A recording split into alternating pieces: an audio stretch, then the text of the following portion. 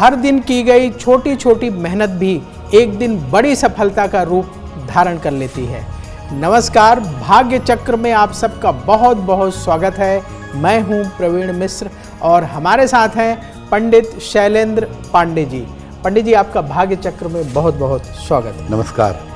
आज हम जानेंगे भगवान कृष्ण के 3 महत्वपूर्ण अस्त्रों के बारे में।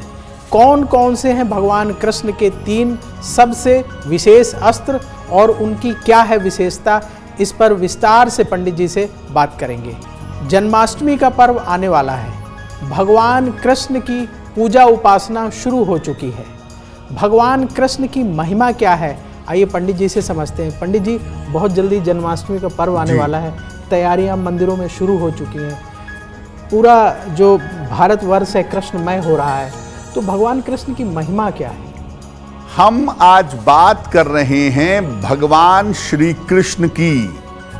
सबसे पहले जानते हैं कि भगवान कृष्ण की महिमा क्या है।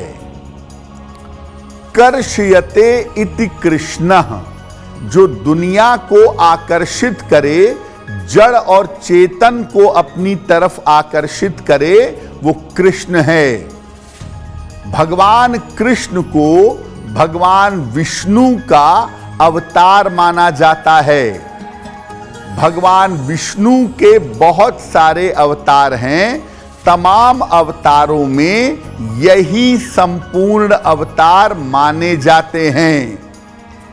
भगवान कृष्ण को अलौकिक देव कहते हैं और भगवान कृष्ण की लीलाएं अगर आप देखिए तो हर समय इन्होंने अपने भगवान होने का परिचय दिया है। हर रूप में, हर स्वरूप में जड़, चेतन और अपने भक्तों को अपनी तरफ आकर्षित करते हैं। जो दुनिया को आकर्षित करे वो कृष्ण है, इसीलिए इन्हें कृष्ण कहा जाता है।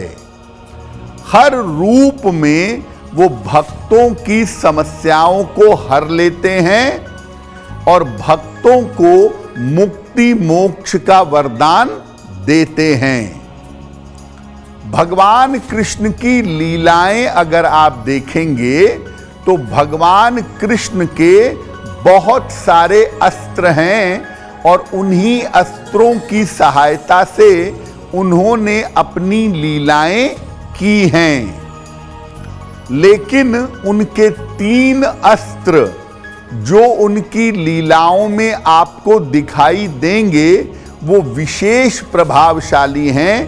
एक है सुदर्शन चक्र, दूसरा है बांसुरी और तीसरा है सम्मोहन, हिप्नोटिज्म। इन तीनों अस्त्रों का सही समय पर सटीक प्रयोग किया उन्होंने, पापियों को दंड दिया और धर्म की स्थापना की।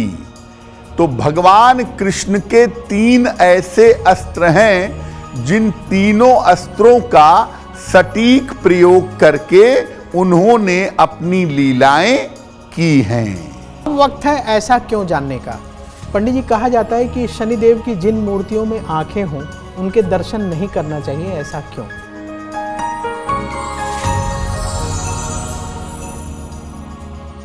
ऐसा क्यों कहा जाता है कि शनिदेव की जिस मूर्ति की आंखें हों ऐसी मूर्ति के दर्शन नहीं करने चाहिए? देखिए, हम ऐसा मानते हैं कि जो मूर्ति है देवी देवताओं की, उसके अंदर प्राण है और वो जीवंत है। शनिदेव की मूर्ति की भी प्राण प्रतिष्ठा होती है। शनि की जो दृष्टि है वो विनाशकारी है। जिस चीज पर, जिस व्यक्ति पर, जिस वस्तु पर पड़ती है उसका नाश हो जाता है।